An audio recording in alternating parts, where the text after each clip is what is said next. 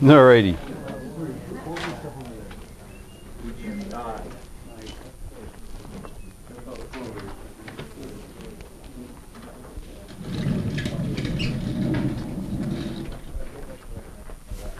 So on your paper, we figured this out.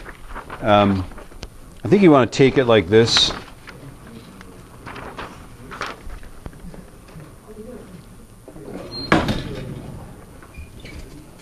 Let's make the x-axis a little bit higher than that. So I'm going to draw a line across like this.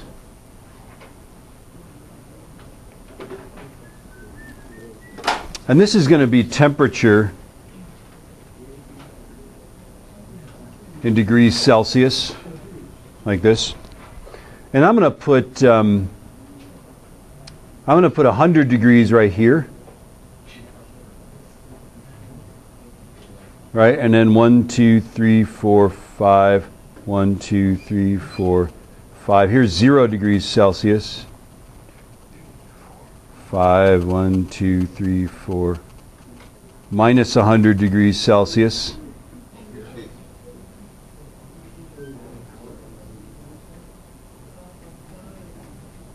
Minus 200 degrees Celsius. Where do we think it's going to extrapolate to?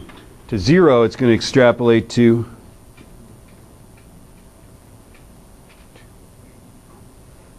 the temperature at which the pressure will be 0 is what?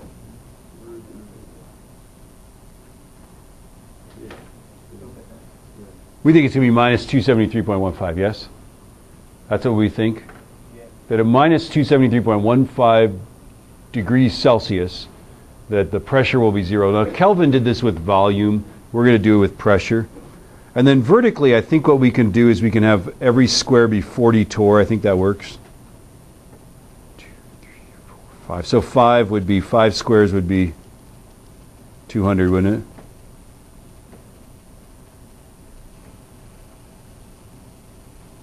$400.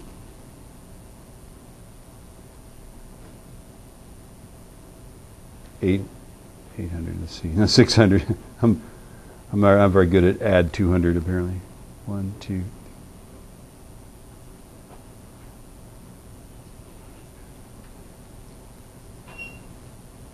A 1,000 torr. That ought to do it, right? So this side here is, I didn't leave any room to write. This is pressure in torr. And it's absolute pressure. Whoops. There we go. So obviously the first thing to do is to plot our points, yeah? So 20 degrees Celsius was 755. 20 is right there. Where's 755? Yeah. Well, here's 600, right? 640, 680. Here's 700, 720, 760.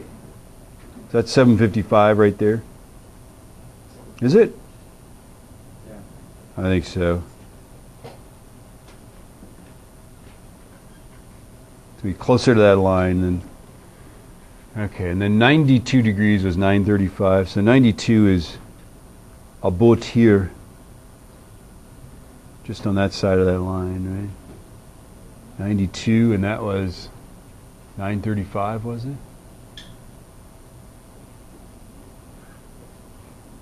I'm a wreck at this. Here is 800, 840, 880, 920, 960, 920. It's almost halfway, but not quite, right? And then it's on this side.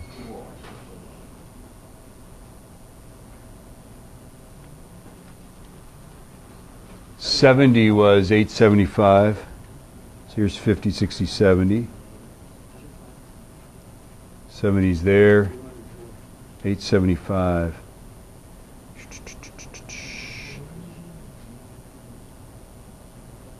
$70's there. 800, 840, 880, 875 is just below that, right?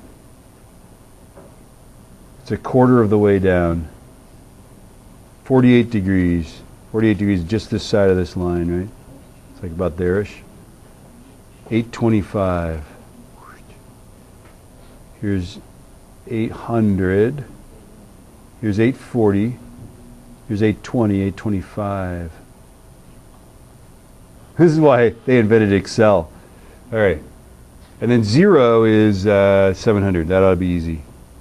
Only there's no line at 700. Here's 0.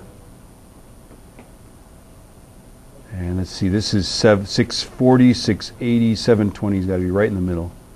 Smack dab in the middle. Do those line up, kind of? Sure, to some extent.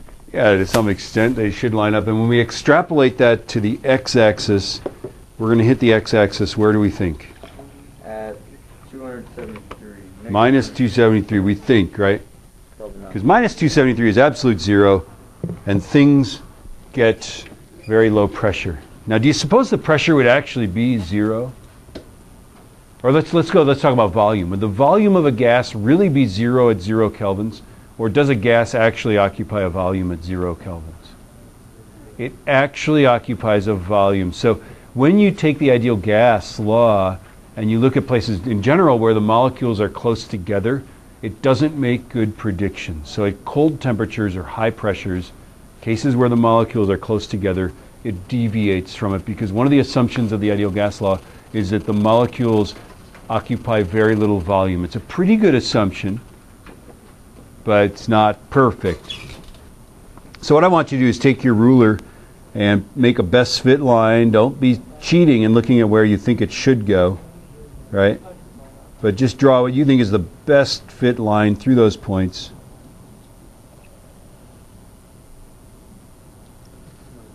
There we go. And this is called an extrapolation. Interpolation is when you look at points that lie between data points you've gathered and guess that they're somewhere in between the values you got. Extrapolation is when you go to one side of the data or the other side. And so we extrapolated. Where did my line land up? Land up. That's not actually a word or a saying. Where did it land? Where did it wind up? Yeah, I ended up at minus 270. You might end up at a different place. Yeah. But, you know, read the graph. Read your own graph. See what you get, right?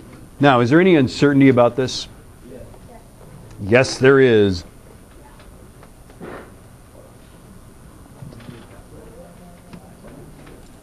Well, here's the deal. Don't do that. Here's the deal with the error bars. Aren't the error bars plus or minus 20?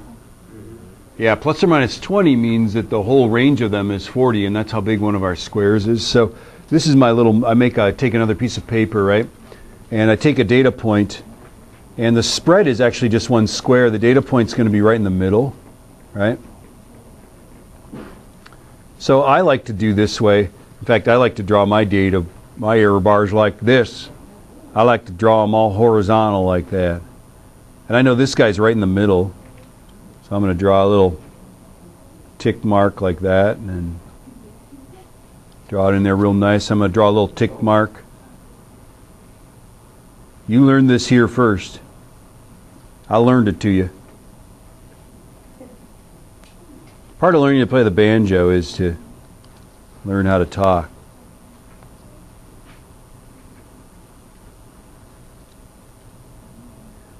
Notice I can only draw half of the little I-beam parts. Kind of. That error bar really wasn't so good. Don't look at that error bar.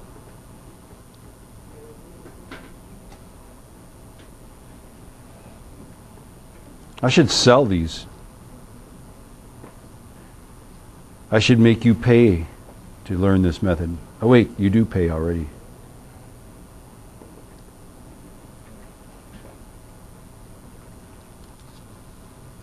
All right. How many people have a thing they do for St. Patrick's Day? Raise your hand. St. Patrick's Day is a day you do always. St. Patrick's Day is like better than Thanksgiving. Who wants turkey, man? We have corned beef and cabbage soup, baby, and beverages. Now, like milk and soda pop. Yeah. Now, is there an uncertainty to our extrapolation? Yeah. Is there an uncertainty? Well, what IBI